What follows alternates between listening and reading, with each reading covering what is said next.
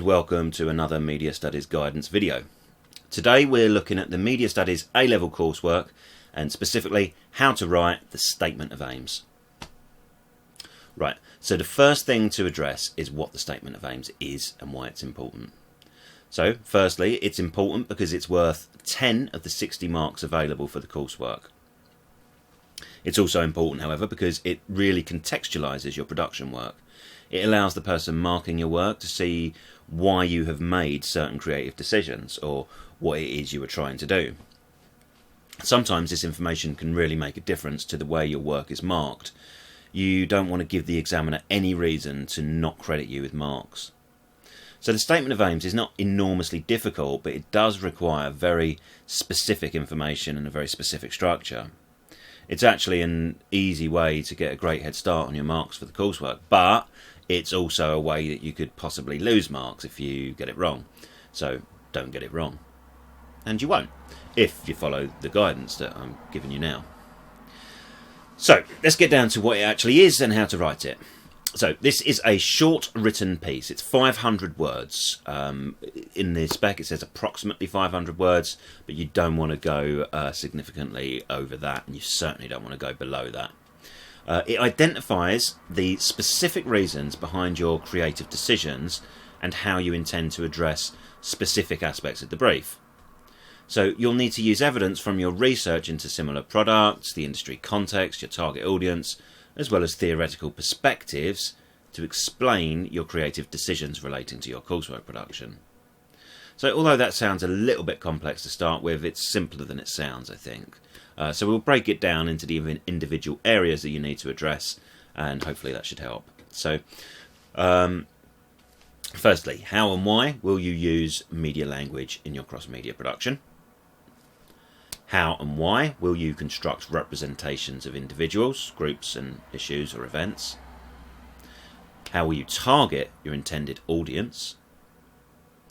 How will your production conform to its industry context? And how will your cross-media production demonstrate digital convergence? These questions structure your statement of aims for you.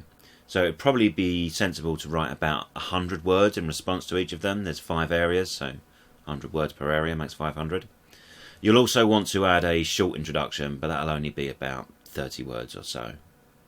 So let's go through each of those areas in a little more detail to make sure that you've got everything you need to get 10 marks on this task. It'd be a good idea to pause after each of these areas and take some notes on examples from your work which you'll be able to use. You can use the linked workbook to help you do that. So firstly, the introduction. Keep your introduction short and to the point. Simply state what your product is, what form, genre, target audience and industry context it has, by which I mean, is it a mainstream product for a mass audience or perhaps an independent product for a niche audience? A lot of that is obviously dictated by the brief that you've been given, but it's worth just stating it right at the start of your statement of aims, just getting it down to make absolutely clear that all of your creative decisions are firmly rooted in an attempt to meet that brief.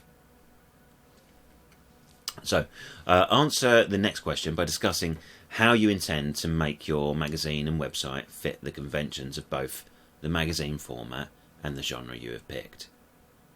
Make sure you give specific examples, e.g. the size of images, the choice of content, mode of address, colouring, layout and design. Next, it's representation. How and why will you construct representations of individuals, groups and issues, events? So start by talking about which group will be represented in your magazine or your media product. So that could be maybe a specific age group or a specific gender or ethnicity. They're all very good ones to use. It doesn't really matter which one you use, but there must be a clear intention to create a specific point of view about a specific representation.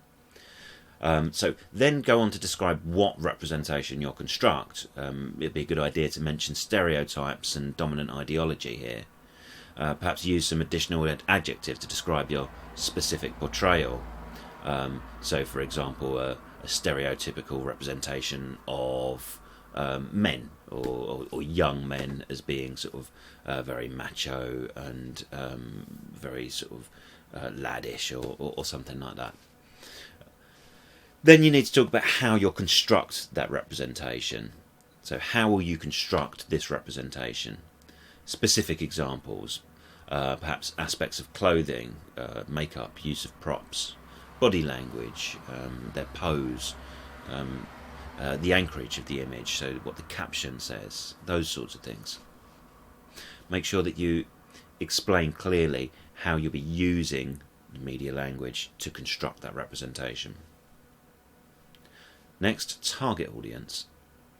How will you target your intended audience? So obviously, firstly, you've got to identify who your target audience are. Be specific. Use maybe 3 factors, for example, like age, gender, and some sort of taste, perhaps like musical taste or something.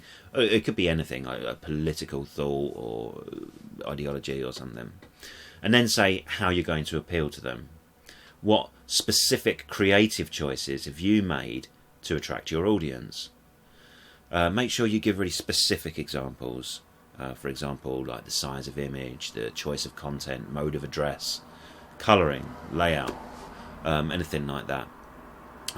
Just make sure that it's specific and keep brief. Remember that you're trying to keep to a very short word count here, so very focused, direct examples will work best. Next, the industry context. How will your production conform to its industry context? People often find this bit a little bit tricky, but it doesn't need to be. Answer this question by discussing how your media product is similar or different to other real products of that form. So, for example, magazines. So how does yours fit into the marketplace of magazines? Who produces your magazine? What else do they produce? Make sure you give specific examples of real productions and how yours is similar or different. Remember, again, you're only talking very, very briefly, just giving a few very, very salient details. Next, digital convergence. How will your cross-media production demonstrate digital convergence? Answer this by talking about your branding. How do your website and your magazine look and feel like the same media product? I know you haven't created both yet, but you will have created the overall idea and the sort of branding and the style, and you'll have a good sense about what it is you want to create. So how will they be the same sort of brand? So it'll probably be things like the overall colour scheme. You'll be including the same sort of fonts and the same colourings, and but also more intrinsically the same sort of point of view. So if you look at a magazine website, you'll see the same style of language and point of view, and even the representations will be in line with the print version. So, general guidance then. As I've said many times, I think, use a very focused and effective writing style. Don't use filler or padding. You only have a short number of words. Use them well. Make sure every sentence is gaining you marks. Check your spelling and grammar. Proofread and correct any errors before submission. You'll lose marks for literacy errors. It's a very good idea to read your work out loud. Even if there's no one there, you'll notice where there's any passages or sentences or phrases which trip you up, and then you can go back and correct them before you submit it. Be specific and direct. Identify individual examples of media language. Don't speak generally. For example, don't say something like, I used colours to give my magazine a positive feel. Do say, however, I used a bright blue background on my magazine front cover as a way to create an upbeat positive feel which suits my magazine genre and content. So you notice the differences in specificity. Stick to the word count. And also use subject-specific terminology wherever possible. Don't miss an opportunity to earn marks for terminology. You do earn marks for it, but don't shoehorn it in. Make sure that it comes across organically and accurately. So just having that firm, confident grasp of the subject-specific terminology will really net you some good marks here. So that's it for my guidance. There's a fair bit there to go through, so I do advise you sort of go back to the beginning and maybe sort of pause at points and take notes. Also use the workbook, but mostly just draft this thing before you hand in the first draft, because you only get one chance to get feedback on it. You don't want that feedback to be all stuff that you already know, because you didn't meet the word count, or you handed it in with loads of errors in it or something. Make sure that you get really quality feedback by making it the best it can possibly be, and then you'll be able to actually push it to a standard which is going to be hopefully meeting or indeed surpassing your target grade. Okay, that's all for now. See you next time.